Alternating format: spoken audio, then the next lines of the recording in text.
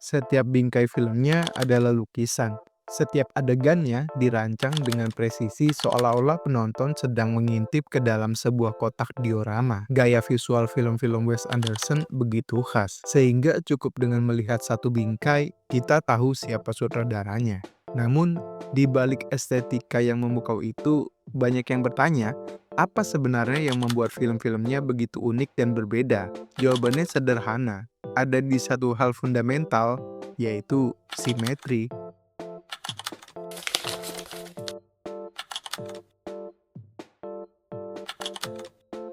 Di sekolah yang mengajarkan sinematografi, kita diajarkan rule of third. Tapi Wes Anderson justru melakukan kebalikannya. Ia secara konsisten menempatkan subjek utama atau titik fokus adegan tetap di tengah bingkai. Teknik ini disebut komposisi sentral, yang langsung menciptakan rasa keteraturan dan keseimbangan yang instan di mata kita. Untuk membuat adegan sentral ini tidak terasa kaku, Wes Anderson menggunakan elemen-elemen lain dalam bingkai, seperti dekorasi set, properti, atau bahkan pencahayaan untuk menciptakan keseimbangan yang sempurna. Ia menciptakan 3 penyangga metaforis untuk bingkai, satu di tengah dan 2 lagi di kedua sisi. Hasilnya, setiap bingkai terasa seperti lukisan yang dirancang dengan sangat hati-hati. Teknik visual lain yang menjadi ciri khasnya adalah komposisi planimetri, di mana kamera diposisikan agak lurus terhadap latar belakang. Ini membuat adegan tampak datar, seolah-olah kita sedang melihat sebuah panggung teater atau lukisan 2 dimensi. Perpaduan kedua teknik inilah yang menciptakan dunia Anderson yang sangat terkontrol dan terstruktur. Simetri bagi Wes Anderson bukan hanya soal estetika, melainkan juga alat naratif yang kuat. Ia adalah metafora visual untuk pencarian keteraturan dalam kehidupan yang kacau. Karakter-karakter Anderson adalah sosok-sosok asentrik, flawed, dan isolate yang bergumul dengan disfungsi keluarga, kesepian, dan kekacauan emosi. Simetri dengan komposisinya yang rapi menjadi kontras yang tajam terhadap kekacauan internal ini.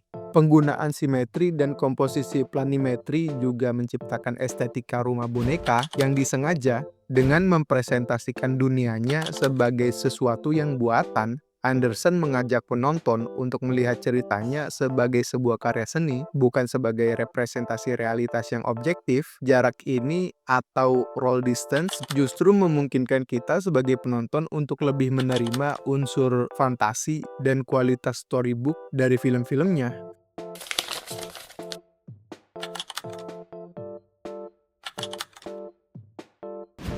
Simetri tidak bekerja sendiri, ia disempurnakan oleh elemen visual dan naratif yang khas. Yang pertama adalah palet warna yang terkurasi. Setiap filmnya memiliki skema warna yang konsisten, yang berfungsi sebagai alat penceritaan atau mengatur mood dan emosi. Contohnya Moonrise Kingdom, menggunakan warna-warna hangat dan bernostalgia seperti kuning dan hijau mute, yang menceritakan kisah coming of age di musim panas. The Grand Budapest Hotel memadukan warna merah muda elegan, ungu regal, dan merah bold, menciptakan estetika storybook yang mewah. Fantastic Mr. Fox mengandalkan palet earthy dengan oranye, burnt sienna, dan golden wheat yang menciptakan nuansa cozy. Menariknya, warna-warna cerah ini seringkali digunakan Anderson untuk menciptakan kontradiksi dengan tema yang gelap atau tragis. Visual yang ceria dan dialog yang muram secara visual menciptakan ketegangan yang mendalam. Gaya dialognya juga sangat unik, menciptakan karakter-karakternya berbicara dengan nada yang kaku dan datar atau deadpan. Dialog ini seringkali dikritik karena dianggap membuat karakternya tampak tidak memiliki emosi sejati.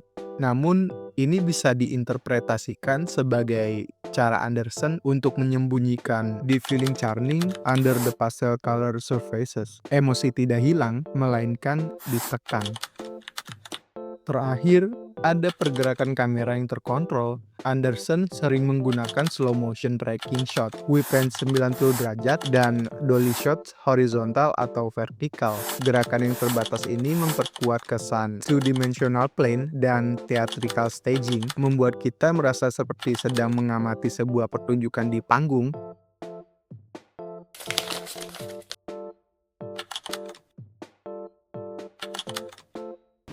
The Royal Tenenbaums. Adegan Richie dan Margot di tenda, visual simetrisnya merepresentasikan upaya mereka untuk menjaga keteraturan di tengah kekacauan emosional. Moonrise Kingdom, adegan Suzy mengamati dunia melalui teropong, Suzy yang ditempatkan secara simetris di tengah bingkai melambangkan keinginannya untuk melarikan diri dari realitasnya yang membosankan dan terisolasi.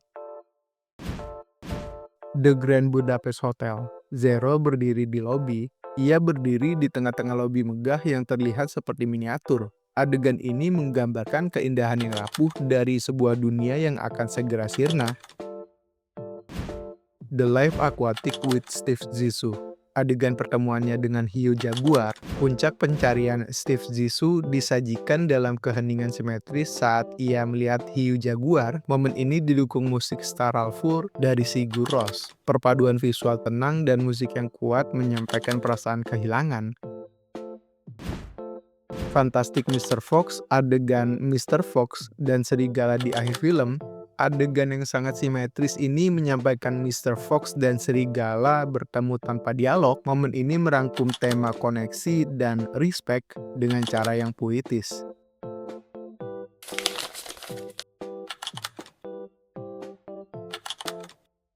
Pada akhirnya, simetris bukanlah sekedar teknik.